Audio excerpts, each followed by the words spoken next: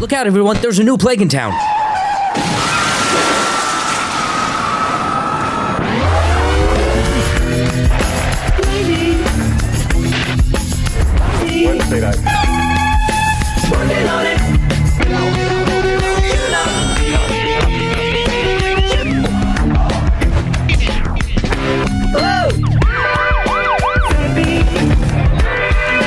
No, I'm not talking about the C word right now, or any number of serious/depressing topics happening in the world as we speak.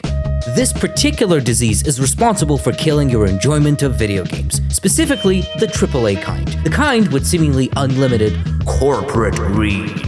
For the past few years, I've been playing these interactive drama horror games with quick time events being kind of the core mechanics. They're actually more like movies than games, high budget, expensive looking, good acting and so on, and it's been quite an enjoyable ride actually. Their second latest title, which was released last year, is The Quarry, which I had been meaning to play but just never got around to it until about a week ago when I decided to give it a go. The game follows the established formula, you know, set the scene with beautiful cinematics, good acting, make some small changes here and there so people don't say you're just copy-pasting, and voila, you got yourself another AAA game. Now you might be asking, well, what the fuck does this have to do with anything you were talking about? Just get to the fucking point. We're gonna get there, I promise. The point is that it's okay. Which is exactly the problem. It's okay not as in great, awesome, fantastic, acceptable, or satisfactory. It's okay as in completely mediocre, lackluster, and uninspired. To understand this disease, this plague that seems to be spreading to just about every major studio right now, we should look no further than this totally random game as a very good example. The studio publishing The Quarry is Supermassive Games, and they have some really good titles under their belt, albeit all of them are kind of exactly the same, but more on that later. I mean, it seems like it was yesterday when a completely random game, Until Dawn, from the same studio blew us all out of the fucking park. It was innovative and fresh. I mean, they had Rami Malek in there, and all your favorite YouTubers in 2015 were playing this game. Now fast forward to 2022, and the only thing that's changed is the success. Now we have to understand that when a title is so successful that a sequel or potentially a series is almost inevitable, especially coming from a semi-small studio, it practically begs you, it sucks your ding-dong, the developer/executives, to repeat the same thing over and over and over again. But hey, if it ain't broken, don't fix it, right? False. And as for our example, The Quarry brings little to nothing new to the table. The soundtracks are just okay, the acting can wildly vary from scene to scene, the game mechanics are almost untouched, the plot, the characters all feel the same, there's almost nothing new. You know, it feels more or less like a Call of Duty fever dream, like you're playing the same unoriginal, uninspired game you played a few years ago, or the one before that, or the one before that, lacking any innovation or variety. It's like to own the most expensive microphone and having nothing to say. Now keep in mind that this game isn't technically bad, which is why this disease is so hard to catch sometimes. That's a point that we're gonna come back to a lot, because understanding this requires us to think about one particular word: mediocrity. I can pick from a plethora of things wrong with The Quarry, starting from occasional awkward animation, lackluster writing, the same characters and bugs, but all those things combined don't make it a bad game per se, they just make it a mediocre one, the one that hits the absolute bare minimum required for another title in the series. But I have a very important question to ask. When was the last time you played something that stuck with you?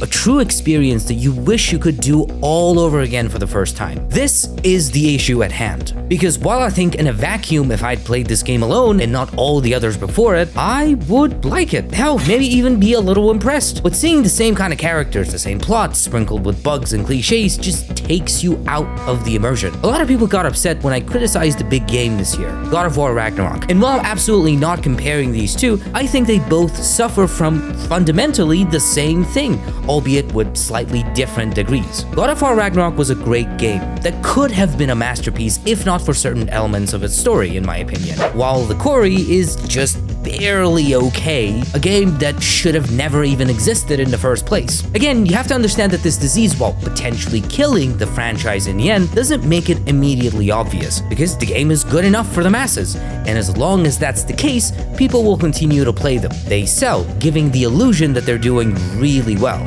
until one day, suddenly, everyone just moves on.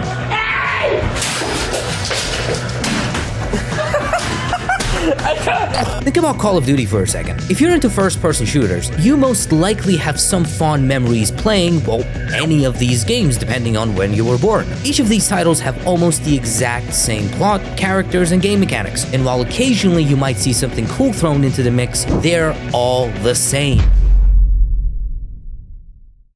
Repetition alone isn't necessarily a bad thing, but creators, in this case the game developers, should ask a very important question. Why am I making this? Why should people care? And why in the mother of should people play this game? This is always a good place to start. You need something new to explore, a potential change, a challenge even, which may not even change the entire game, but can prove itself to be an essential part of the experience. Something that continues to build its identity. Something unique that could set it apart and, oh, dare I say, even inspire some people? Because remember, this spark in innovation is what made this possible in the first place.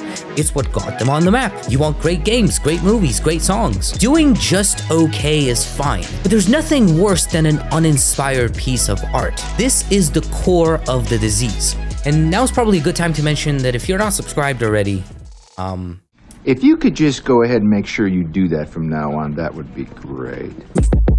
We all want to live in a world where people love what they do because they're passionate, hardworking, and inspirational. But this also means that they should be allowed to do so. Which brings us to a more important question. Who should exactly be blamed for mediocrity? It's easy to dismiss questions like these and just answer them, it's the lazy greedy developers, executives, blah blah blah blah blah blah blah blah blah. It's all about money. But there is an underlying issue that I think we don't pay enough attention to. Imagine you're one of the lead developers during a board meeting. Your previous title is doing just fine, but it's time to follow that up with something new. Now you're a person who's deeply passionate about the art, the craft. You respect and understand the process. But all the other shitheads in the meeting look at this creation as a product to sell. Something that people are currently interested in. They want to capitalize as much as they can until no one is interested anymore. They view it as a means of making money. They're business people, that's what they do. And you, as the lead developer, are pressured to follow the same formula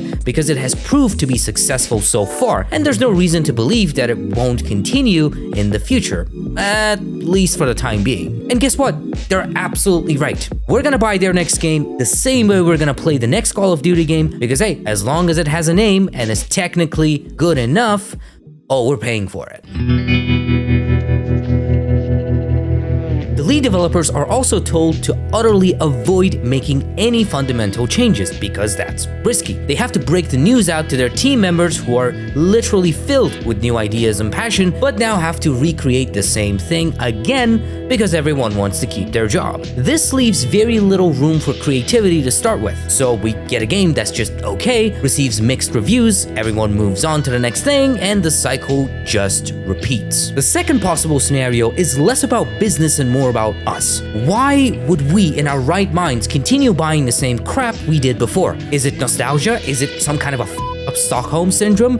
Well, I think neither. We do it because there's still a part of us that cares. There's still a part of us that sees some light. When I was playing the Quarry, I was blown away by how amazing it looked. I mean, I could see the hard work of the artist designing every little detail that made it look so alive. But I could also see Ryan's stretchy t-shirt, hear audio anomalies, cringe at rough cutscene transitions, awkward animation, and pencil lags. And keep in mind that I played it on PS5 a full year after its release. It showed a clear lack of effort in some key areas. Of course, we also need to remind ourselves that it's very much dependent on teamwork. So if the animator and the people in Find the Bugs department start slacking, then the whole ship sinks. But then again, it wasn't an ambitious project that wasn't materialized. The whole idea to begin with, the thing that the creators start with, was just not good. And it's easy to see why an artist might not even see the point in going the extra mile, or even sometimes doing their job properly.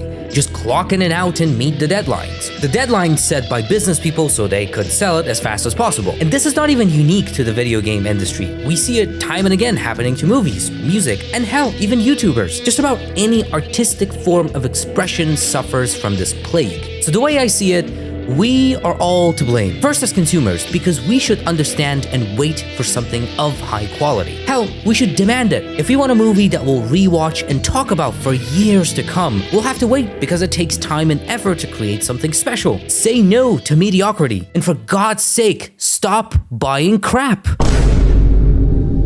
The creators should keep that in mind as well. Trust the process of creation. Take bold steps and ask, why should I make this? What am I bringing to the table? What even made me choose this career in the first place? We can learn a lot about the recent boom in indie games. They have nothing to lose and everything to gain, sure, but gamers have generally moved further and further away from AAA games for good reasons. The developers should also have freedom, flexible yet realistic goals and deadlines, not bound by the amount of money their games make, but by the passion and dedication with which they create. And for God's sake, stop trying to please everyone. That's never gonna happen. Not everyone's gonna like or even appreciate the shit that you made. But guess what? There will be a passionate community right behind you. The creators should also have room to just up. In a good way, of course, because making mistakes while being on the right path is way different than f***ing up constantly along the wrong one. You know, you wanna make an omelet, you gotta crack a few skulls.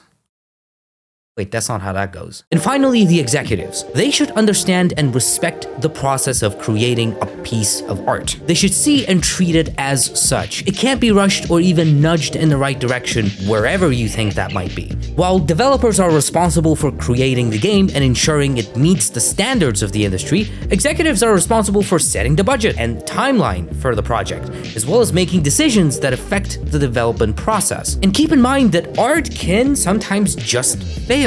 It's the uncertainty, it's the unknown that makes art different from all the other stuff that we make. It may just not be as good as everyone had hoped because the process of creativity here is fundamentally different from making a f***ing app that has practical use cases. And lastly, I want all of us to take a look at just how far we've come in gaming and admire it for a second. It does legitimately take a lot of work to create even a bad game, and the Quarry, despite all the poop, still looks good. It's a good game, like cinema good. So in conclusion, we should be better and demand better. Hold the company, whoever made the decision to waste resources, accountable. And we ourselves should also be responsible and honest. This will be the cure, the remedy to this disease. And I hope that we will see more inspiring art in the future. And as always, see you in the next one.